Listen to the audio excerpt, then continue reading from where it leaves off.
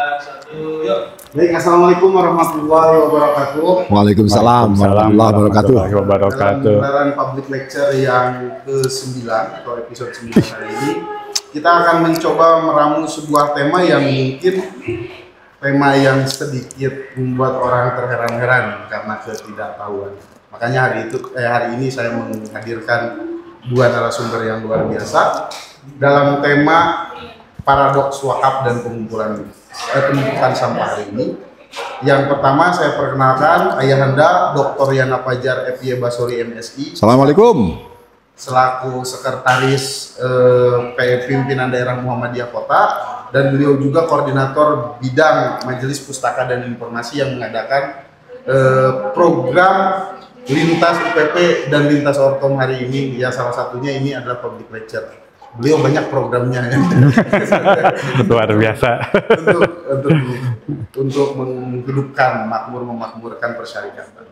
Nah, kebetulan juga Kang Jerry Nugraha ya. Iya, betul. Ya, beliau sebagai pejabat pengawas lingkungan hidup DLH, Dinas Lingkungan Hidup Kota Sukabumi.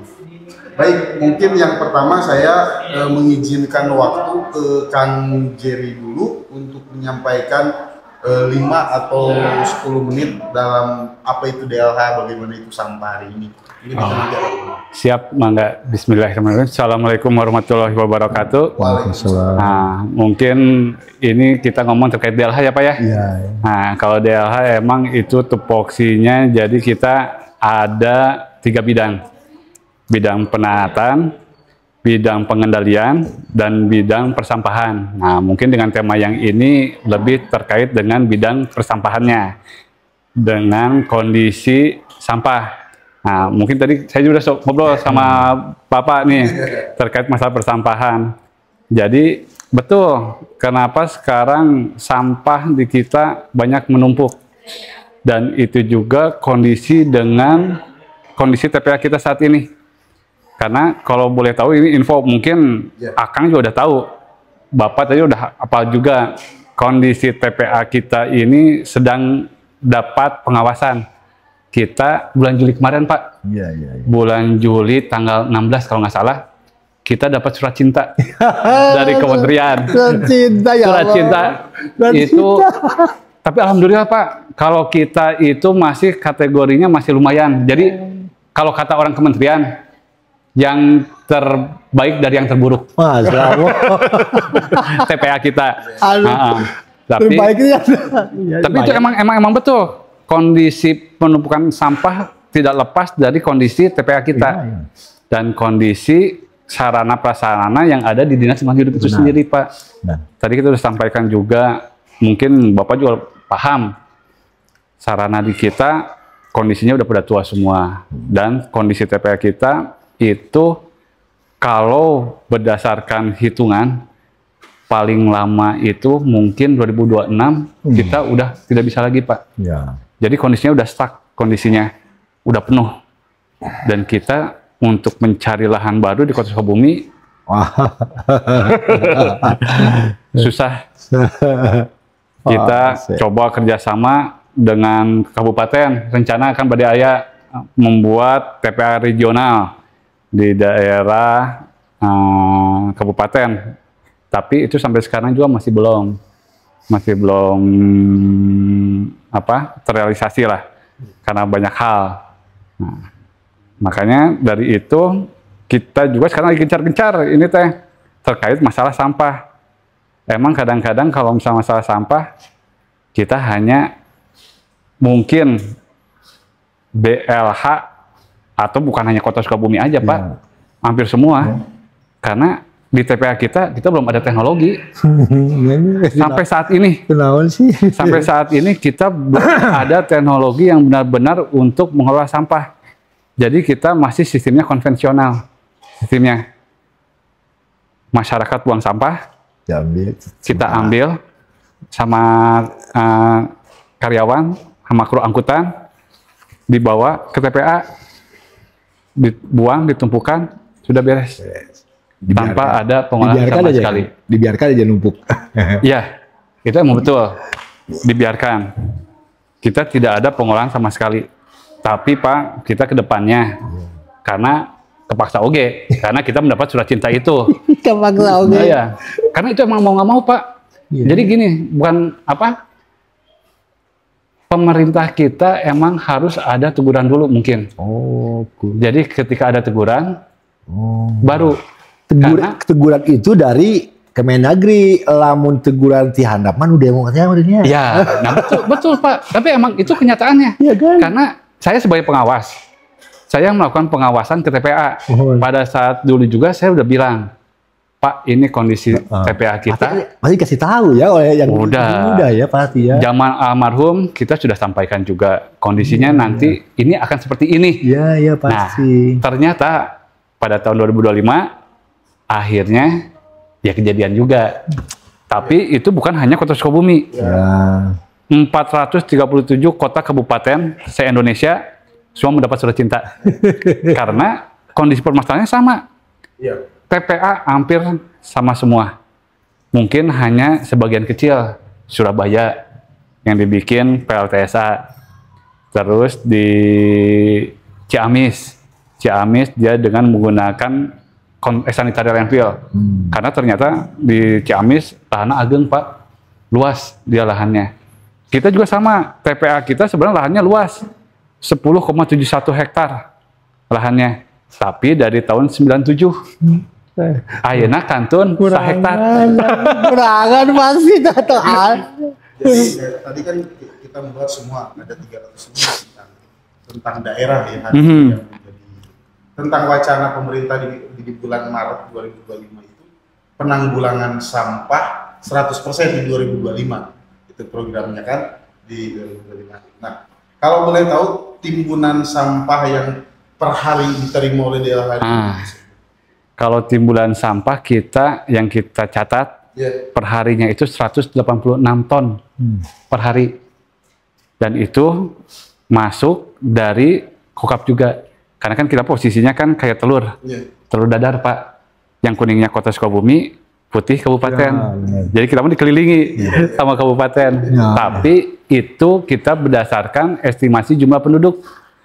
Berdasarkan jumlah penduduk Kota Sukabumi, kurang lebih 300.000 berapa lah gitu ya jumlah penduduk tuh. Nah itu timbulan sampah yang kita hitung sebanyak 186 ton per harinya untuk timbulan sampahnya. Ya. Apa ada upaya sumber alternatif untuk pengelolaan sampah di Kota Sukabumi hari ini? Kalau untuk hari ini yang tadi saya sampaikan, kita belum ada. Jadi kita hanya mengandalkan TPS 3R. Jadi kebetulan kita dulu membuat juga TPS 3R yang tersebar di beberapa kecamatan. Ada di Limus Nunggal, ada di Karangtengah, ada Cikundul, Baros, sebagian lagi di Ciberem, kalau salah ada ya, Ciberem, Cindang Sari, ada. Nah, hari ini kita belum sama sekali belum. Tapi kita udah mulai. Jadi, ya itu tadi karena kita ada surat cinta dari kementerian, akhirnya jadi gancang. Jadi yang di bawah juga naik ke atas, akhirnya wali kota harus cepat-cepat karena kita harus menjawab. Ada namanya sanksi apa kan? Ada biasanya kan ada kita harus menjawab per 30 hari, per 60 hari, dan 180 hari. Seperti apa progresnya. Nah, tapi tetap kita sudah mencoba. Kita kerjasama dengan pihak kabupaten. Ngobrol. Ternyata kabupaten lebih parah, Pak. Mereka sampai disegel TPA yang di Cimenteng. Karena TPA Cimenteng itu betul-betul tidak ada pengolahan sama sekali. Kalau kita betul tidak pengolahan. Cuman kita menganut sistem kontrol landfill. Jadi kalau kontrol landfill itu sampah datang, kita timpa dengan tanah. Tapi kan seharusnya kan kalau kontrol landfill itu 7 hari sekali, Pak. Tapi kembali lagi kita keterbatasan anggaran. Jadi kadang-kadang kita 2 minggu sekali, sebulan sekali. Nah, itu. Tapi nanti insya Allah kemarin kita udah coba ngobrol dengan pihak SCG. Kita udah kerjasama juga Pak dengan SCG. Terus 3 minggu ke belakang kebetulan kami melayangkan surat juga ke PLTU Pelabuhan Ratu. Nah, kita sama kerjasama juga dengan PLTU. Ternyata sampah kita biasa Pak untuk menjadi pengganti batu bara. Dan berbanding terbalik sekarang SCG, ternyata ketika kita ngobrol dengan SCG, sampah yang mereka gunakan ternyata sampah anorganik lebih banyak. Nah, di PLTU justru sampahnya sampah organik yang dipakainya. Nah, makanya kita mencoba ke arah sana. Tapi mungkin sampai 2026 akhir kita belum. Karena kita baru mengajukan ke Kementerian PUPR itu, kita dapat antriannya di tahun 2027, Pak. Ya Allah. Jadi sampai 2026 kita masih tetap belum ada pengolahan. Mungkin tadi sudah ada upaya tentang pengintegrasian sektor informal juga mungkin bisa direncanakan ke depan mungkin. Iya. Tapi kan pertanyaannya belum, semuanya belum dan akan gitu kan. Akan, betul. Dari daerah hari ini. Nah, Kang, Iya. saya mungkin sedikit ke Kang Yana terkait secara perspektif kebijakan administrasi publik hari ini terkait tumpukan sampah itu ataupun wakaf hari ini pun ada korelasi nggak di sana nanti untuk Iya, iya baik, terima kasih. Bismillahirrahmanirrahim. Ya tentu setiap aktivitas itu pemerintah itu pasti dia punya pasti dia related dengan yang lainnya. Tidak bisa kemudian menjadi tunggal saja, nggak bisa. Sama dengan sampah juga. Kan itu yang judul yang topik yang disampaikan kan oleh MPI kan cukup menantang ya. Artinya sudah ada asumsi itu uang itu ada gitu. Karena wakaf ya, ada uang itu. Dan sudah ada pikiran juga bahwa pengolahan sampah itu kurang duit memang. Betul. Itu. Sehingga kemudian bagian yang ketiganya mestinya pengumpulan dana seperti wakaf ini menjadi solusi mestinya. Sehingga karena kita punya dana wakaf itu gitu, kita bisa menyelesaikan hal-hal yang oleh APBD tidak tercover. Betul, Pak. Tapi dananya bukan dana non budgeter. Karena kalau dananya dana non budgeter itu kan mengulang kesalahan Orde Baru. Nah, sehingga kemudian keberkahan dari pengumpulan dana wakaf itu untuk semua urusan di Kota Sukabumi itu memang harus dimulai dengan menghindari lubang-lubang yang pernah dulu dibuat oleh rejim yang lampau itu. Kan di awal jadi sana. Saking berkuasanya gitu, sehingga dia bisa membuat skema pengumpulan uang dan sebagainya dengan cara-cara yang tidak melanggar ketentuan undang-undang, tetapi mengganggu rasa keadilan publik. Nah, itu harus dipahami lebih bahaya ketimbang secara jelas melanggar undang-undang gitu. Kalau melanggar undang-undang saja kan hari ini kan siapa yang sudah ditetapkan menjadi terdakwa juga kan masih bisa jadi direksi BUMN ya. Jadi bisa komisaris nih. Kan mengganggu rasa keadilan kita. Nah, karena kita ngomonginnya wakaf, tentu kemudian kita mesti mengkritisasi wakaf. Katakanlah begini, DLH itu bisa running well dengan semua kebijakan Jakarta dan juga idealisme Perda atau Perwa yang akan ada di Kota Sukabumi tentang sampah. Nah, itu kemudian juga ada jaminan bahwa idealismenya itu ditopang oleh sebuah sistem pembiayaan yang bagus. Betul. Sekali lagi, dana wakaf itu bisa jadi instrumen positif kalau prosedur awal penyusunan dan sebagainya itu memang clear and clean. Jelas gitu ya Pak ya. Clear and clean. Iya. Clear and clean itu Kang Yeri itu biasa dipakai oleh teman-teman ATR BPN untuk status sebuah tanah. Jadi ini kan teman-temannya banyak yang aktif di SPI juga yang di Jatam SPI ya. Itu biasanya mereka menginginkan itu clear and clean. Clear and clean. Jadi itu yang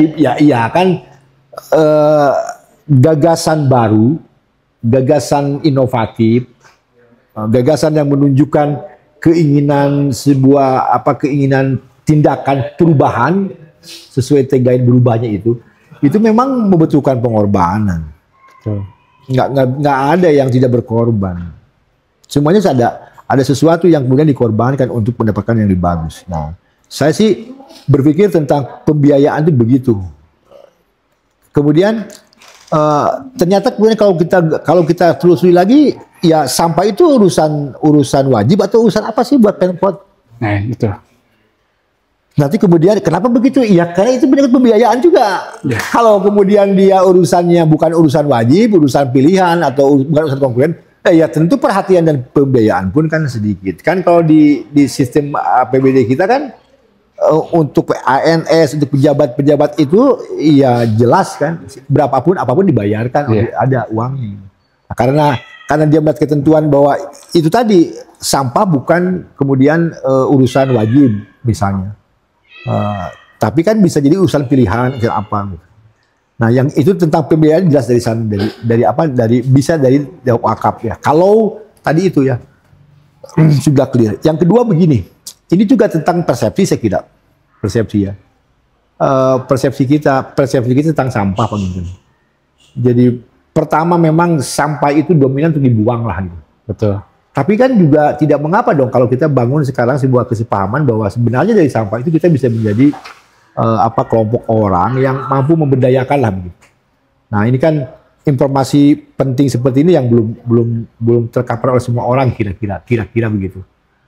Bagaimana kita bisa membuktikannya? Begini, itu bisa diukur dari seberapa masif khutbah di masjid-masjid dan di gereja-gereja ngomongin sampah. Kang Jepi boleh penelitian deh. Itu menjadi concern mereka nggak? Perhatian mereka nggak? Concern perhatian kita sebagai manusia nggak? Dengan lingkungan kita. Nah, terus ini juga persepsi kita tentang sampah. Saya nggak percaya kalau Pemkot tidak punya persepsi visioner gitu, tentang sampah. Saya nggak percaya. Saya sih memahaminya begini, sependek pengetahuan saya itu, selain memang perlu ada sumber daya yang melakukannya dengan baik dan benar, memang kita butuh teknologi ya. Betul. Ya. Teknologi Pak. Saya bisa menggambarkan begini dak. Saya punya gambar begini. Kota kecil menuju kota sedang berikutnya.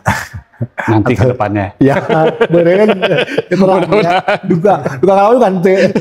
Nah, itu tuh kan dicirikan di antaranya itu dengan penggunaan teknologi. Sehingga sampah itu sampai ke tempat pembuangan sampah akhir itu bukan seperti proses zaman Belanda gitu. Iya. Itu zaman Belanda. Yang tadi yang konvensional itu Pak. Jadi angkut, buang. Ya, kita tuh inginnya angkut ke mobil, itu diproses di mobil, datang ke sana, ke titik sudah jadi lain. Dan itu pernah disuarakan tahun 2000-an itu. Pernah disuarakan. Saya dan teman-teman yang lain. Dan di forum yang benar juga disuarakan. Tapi bagaimana ya? Kadang kita memang sepertinya tidak mementingkan teknologi. Tapi kayaknya enggak lah ya mementingkan teknologi ya pasti ya. Jangan bukan duit tunggu yang beli. Betul Pak. Betul. Nggak mungkin lah. Masa pelayan masyarakat gitu ya, public servant gitu, dalam teori gitu, masa tidak berpikir visioner tentang tata cara pengelolaannya? Nggak mungkin ya. Itu kan pasti digali terus. Eksekutif pasti, ya pokoknya mah kira-kira pengetahuan mereka lebih oke lah ketimbang pengetahuan umum anggota dewan. Betul. Kira-kira begitu. Karena mereka kan menggali terus, Kang. Iya. Akan kan terus ada pelatihan apa. Ada itu upaya-upaya untuk memastikan kapasitas ya. Tapi ya iya, duit apa kumaha itu. Nah, saya pernah mendengar soalnya Kang, ada eksekutif atau legislatif di kota Sukabumi gitu ya, melihat mobil butut gitu, mobil butut butut tuh yang bayar pajak misalnya. Sebagai sekali-kali foto coba pajaknya bayar kan itu. Butut itunya butut. Tapi saya belum mendengar tuh misalnya ada gaji wali kota yang tahun berapa gitu, 1 tahun diberikan untuk beli gerobak sampah. Karena ada yang perlu juga ya. Kita sedang krisis dan kita memang tidak dibangun sih sense of crisis-nya. Itu kan krisis berarti ya. Ada kewajiban-kewajiban pemerintah yang mesti dikerjakan tapi itu bukan duit. Itu kan krisis namanya. Tapi rasanya kita tidak merasakan sedang krisis ini. Biasa. Kenapa itu terjadi? Saya nggak tahu ya apa kemudian masyarakat juga tidak merasakan krisis gitu. Atau karena para pejabat memang terkrisisnya. Nggak berenang, saya nggak tahu ya. Tapi paling tidak kalau misalnya kita ingin melibatkan masyarakat, misalnya sekarang dengan dana wakaf, ya itu tadi ya sekali bisa lagi masuk gitu ya. tapi itu tadi wakafnya harus benar dulu gitu. Dan Dan sampah itu mesti menjadi bagian yang apa pilihan yang benar juga karena ada ketentuannya kan. Kalau wakaf kan kerjasama daerah, jadi kan ada ketentuan khusus tentang hal itu. Tapi paling tidak kan tujuannya kan untuk memastikan tersedianya pembiayaan, tersedianya pembiayaan untuk urusan-urusan sosial masyarakat di Kota Sukabumi, bukan urusan-urusan pribadi, bukan urusan konstituennya gitu, bukan, tapi kan rakyat itu. Nah itu yang maka kemudian perlu dipastikan clear and clean itu ya Kang Jang. Kalau tidak clear and clean, ya pasti nggak clear and clean, ya pasti ada sandungan kemudian clear and clean. Apalagi yang belum ya Pak ya. Maka kemudian kan sampai tadi pagi kan kita melihatnya gejolak itu terus hidup gitu. Dan ya saya kira jangan dibiarkan terus jadi bara api dong ya. Sayang. Kalau trendnya perubahan ya sudahlah, lakukan hal ikhwal perubahan itu dan terlihat gitu. Sebab kan nanti kalau begini, kalau misalnya tidak ada gelagat perubahan itu ya Kang ya. Iya, kita tidak punya pembanding yang cukup memastikan bahwa rejim sekarang oke. Tapi kalau misalnya berangkat dari sana ya, itu ada insentif itu ya, rumah tangga yang membuang sampah, ada insentif itu di sana ya. Luar biasa ya. Pikiran saya memang berpikir bagaimana pergerakan orang itu kemudian disadari sebagai sebuah tindakan yang tulus gitu, yang tindakan yang kontributif gitu. Perlu contoh ya. Betul. Harus ada contoh yang jelas gitu. Perlu contoh ya. Dan ya Bro. Kalau terkait regulasi yang ada hari ini di kota DLH menggunakan pegangan mana gitu? Kalau regulasi kita ada regulasi perda sampah nomor 2 tahun 2021. Nah, cuman itu kita emang regulasinya hanya sebatas tentang sampah, belum ke sanksi. Kita belum ada penegakan sanksinya. Karena dilema juga Pak, kalau kita sanksi. Jadi kita sanksi di dalam Perda 2 itu kita hanya untuk pelaku usaha sanksinya. Iya. Kita untuk masyarakat kita belum. Karena kalau misal kita kenakan sanksi untuk masyarakat, berarti otomatis sarana prasarana kita harus udah dulu pelayanan tentang sampah kita harus benar-benar udah karena atribusi bagus, betul. Nah seperti itu. Dan tadi kata yang Pak Yana tadi betul. Kenapa sampah ini belum jadi urusan wajib? Karena kan yang menjadi urusan wajib di kita itu hanya 2, kesehatan dan pendidikan. Jadi hanya sekarang. Iya, sekarang. Tapi betul Pak, karena ketika sekarang udah ada surat cinta ini, justru ini yang mempercepatnya Pak. Surat cinta nanan oge kan di mana-mana oge kedah aya kitu heula badannya pas aya kitu mah. Jadi pemerintah langsung pacu karena saya sering ngomong sama almarhum, Pak, ini harus gini, ini harus gini. Kita nggak bisa ini kalau tidak dengan teknologi. Bahkan ketika saya ini Pak, kadang-kadang jadi lucu. Ketika saya ngasih materi ke anak kecil, anak sekelas anak SD OG gitunya, mereka berpendapat. Saya ngomongin masalah sampah. Oh sampah kota Sukabumi gini. Anak kecil ngomong, Pak nanti diduduk atuh. Betul. Dia pikirannya masuk. Iya, karena si anak berpikir sampah dibuang hanya memindahkan aja dari A ke B, dari rumah ke TPA. Cek anak teh, anak kecil teh, anak-anak sekolah gitu, anak SD. Pak, kenapa nggak dibakar aja? Dibakar habis. Betul, habis. Tapi kan tetap harus dengan teknologi yang mumpuni. Nah, itu dulu sempat kita Pak. Kita coba ke kementerian. Bahkan kemarin pun Pak Wali udah sempat rencana mau membuat insinerator percontohan. Karena semua hampir di Bandung, di mana gembar-gembor lah. Gara-gara dapat surat cinta ini, permasalahan sampah harus dengan teknologi yang paling mudah dan paling cepat, emang menggunakan insinerator, jenis pembakaran. Tetapi pas terakhir kita pertemuan di Cianjur, Pak Menteri langsung bilang, tidak bisa menggunakan insinerator. Pusing lagi kita Pak.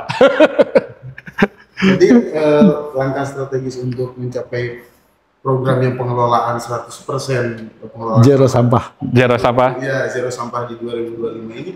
Kalau 2025 kita sebenarnya kita belum untuk di zero sampah sih ya. Kita zero sampah di tahun 2029 mungkin ya. Nah, tapi kita, nah itu karena kita pengurangan sampah di kita itu baru 20% Pak. Pengurangan sampah itu dari sektor sekolahan, sektor TPS 3R, sektor bank sampah, sama sektor pengepul. Kita baru 20%, kecil, emang kecil. 70%-nya itu sampah masih dibuang ke TPA.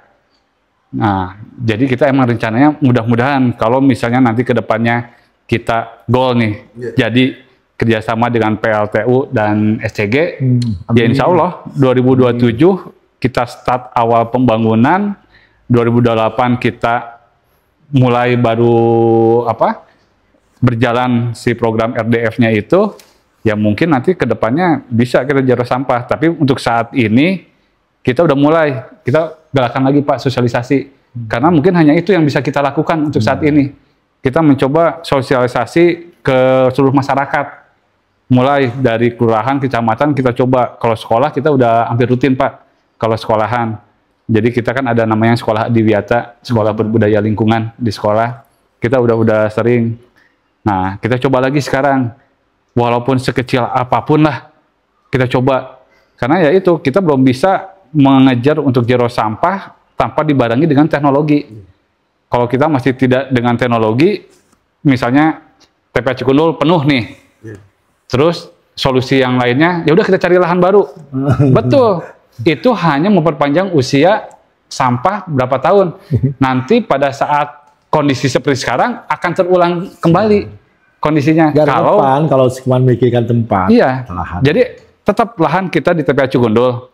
Tapi yang harus kita arahkan itu, kita harus mencari teknologi yang tepat guna, yang benar-benar bisa kita mengurai sampah habis gitu. Kalau tadi kemarin sebenarnya kita tuh pengen, sampai saya detik terakhir kemarin, saya ngobrol dengan Pak Kadis, saya tetap masih ingin insinerator. Karena kalau insinerator, kita udah nggak bisa apa-apa Pak. Mau sampah organik, masuk semuanya. Jadi debu semuanya kan, jadi abu gitu kan. Tapi ternyata emang butuh biaya yang luar biasa mahal. Maintenance-nya belum dari segi racunnya. Ya. Karena yang jadi bermasalah itu, jadi kementerian itu sebenarnya tidak melarang dengan insinerator ini Pak. Jadi boleh menggunakan insinerator, tapi dengan persyaratan sesuai dengan baku mutu lingkungan. Yang diuji itu dioksinnya yang berbahaya. Nah itu. Jadi kementerian itu sebenarnya silahkan, boleh. Tapi yang selama ini yang ada di kota kabupaten, ternyata bukan insinerator, hanya tungku bakar jadinya Pak. Jadi kan kalau insinerator tuh dia suhunya harus 800 derajat Celcius ke atas. Panas ya? Panas. Karena dia langsung bisa menghancurkan semua jenis sampah. Nah, hampir kebanyakan pada saat dibangun insinerator itu, awal-awal betul, suhu bisa sampai 1000 derajat. Tapi lama-kelamaan, suhunya di bawah 800. Nah itu yang jadi masalahnya. Kang, tanggapan? Iya, saya kira inovasi itu pasti memerlukan teknologi. Teknologi itu pasti juga beriringan dengan kapasitas. Iya. Dan hari ini layanan pemerintah itu kan justru lebih related ya dengan kehidupan masyarakat. Semakin banyak informasi sebenarnya mereka semakin mudah mengakses, dan ada lagi satu hal, semakin tergantung pada pemerintah sebenarnya. Kalau menurut saya ya semakin tergantung kan berarti artinya ada banyak hal yang menjadi urusan warga itu, citizen, masyarakat itu yang memang negara, pemerintah harus hadir di sana. Kan nanti kita bicaranya siapa sebenarnya yang membutuhkan pemerintah itu? Pemerintah atau rakyat? Ya, analisis itu ya. Sebenarnya kan begitu. Jadi ya kita juga ingin memastikan bahwa komunitas seperti yang sekarang ini itu berkontribusi lah, paling tidak mempercepat perubahan kesadaran, mengedukasi.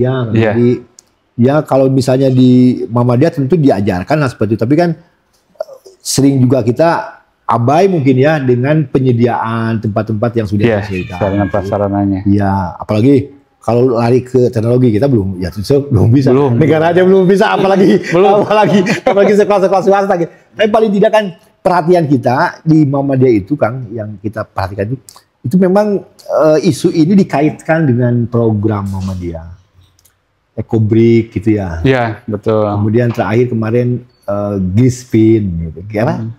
Greenpeace, ya Gispin, yang 1000 cahaya itu semua tentang sampah dan tentang sampah yang sebenarnya berlian, Betul. bukan sampah begitu. Ya kita ingin memastikan bahwa upaya pemerintah ini dengan kesulitan seperti ini tentu membutuhkan kesabarannya, Kang ya.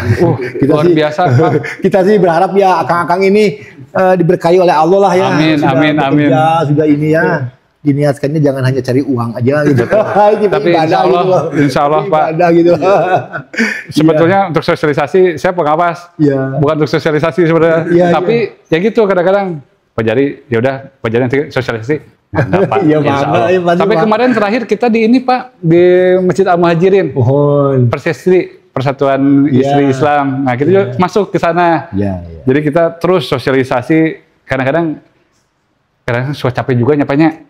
Kita sosialisasi sering saya sampaikan, tapi ya itu, jangankan kita sosialisasi keluar, sosialisasi di kantor sendiri juga susah Pak. Terus terang Pak. Tapi kalau saya alhamdulillah Pak, bahwa saya mah dari dulu Pak, saya alhamdulillah emang udah kebiasaan, kebiasaan orang tua saya mengajarkan saya untuk bawa bekal sendiri.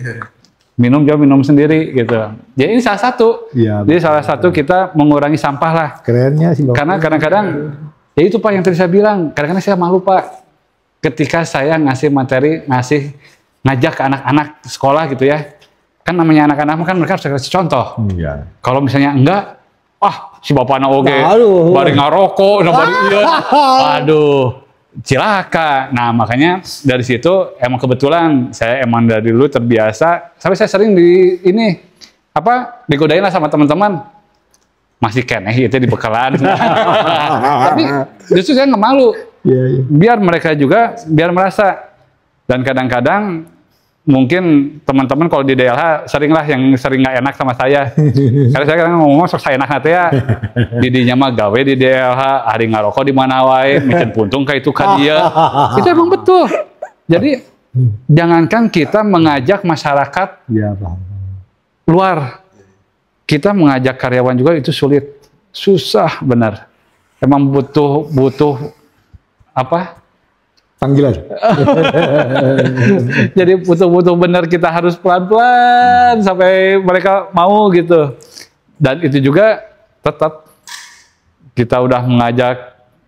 Jadi emang benar harus ada sanksi yang tegas Pak. Kalau di kita tuh, kalau kata saya mungkinnya, karena yang saya lihat selama ini kalau tidak ada sanksi tegas kayaknya masyarakat orang mah ada hese oge.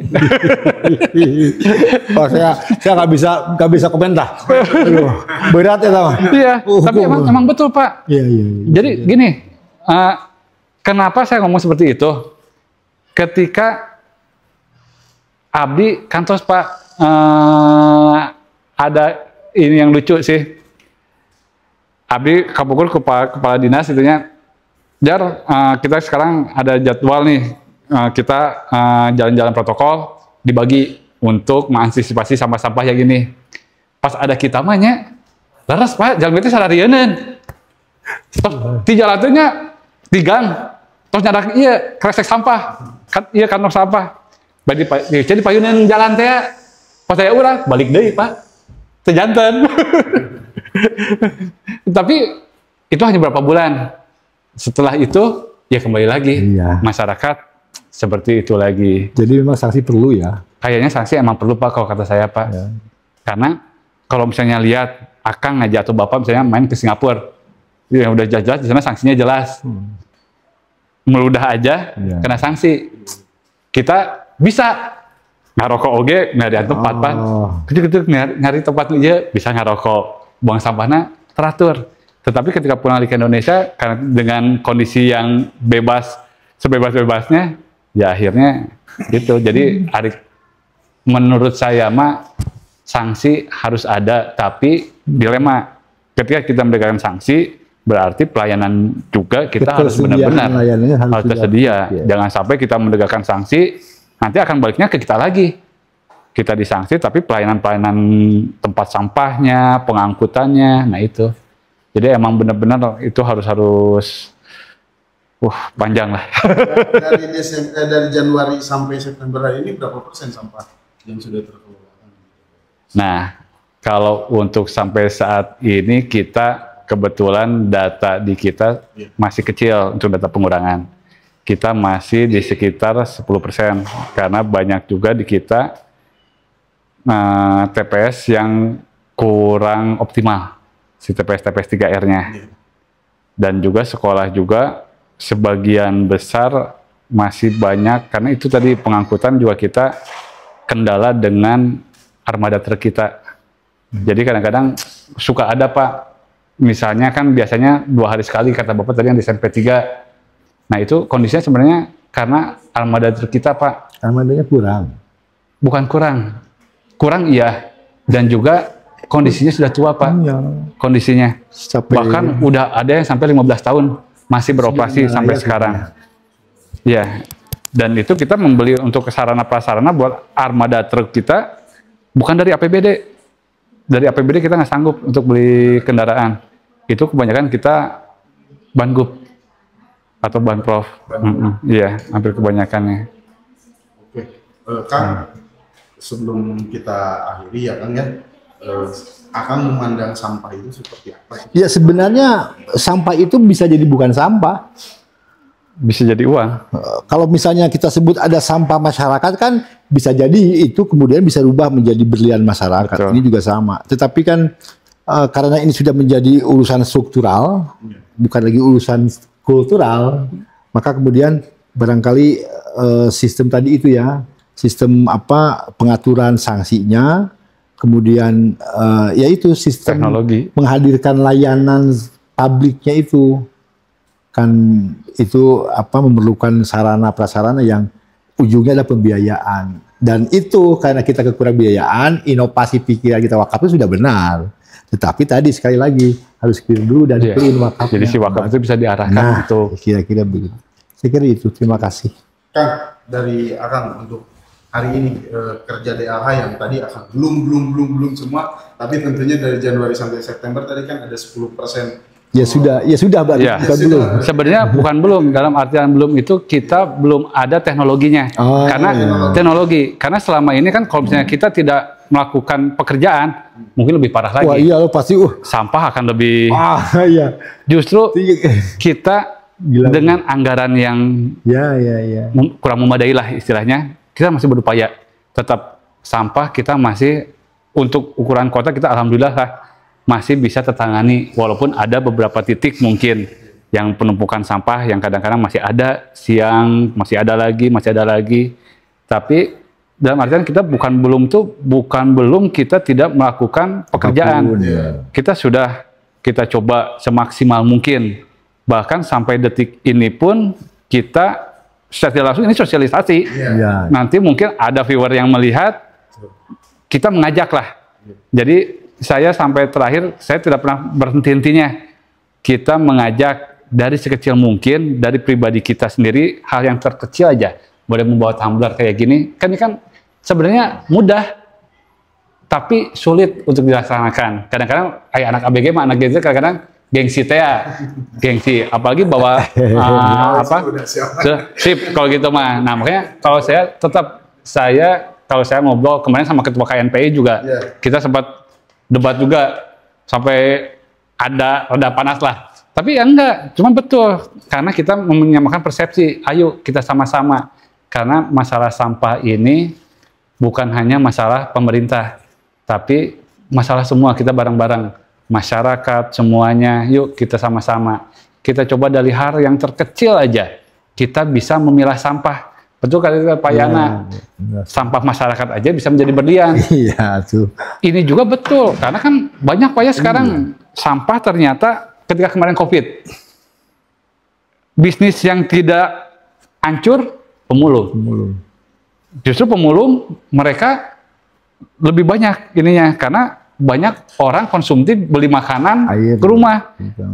Barang-barangnya kan kayak kardus, plastik, numpuk, sama pemulung masih bisa dimanfaatkan. Nah itu, jadi sebenarnya sampah itu kalau kita kelola dengan baik, sebenarnya masih bisa. Makanya kita juga mencoba mengajak masyarakat untuk melakukan pemilahan.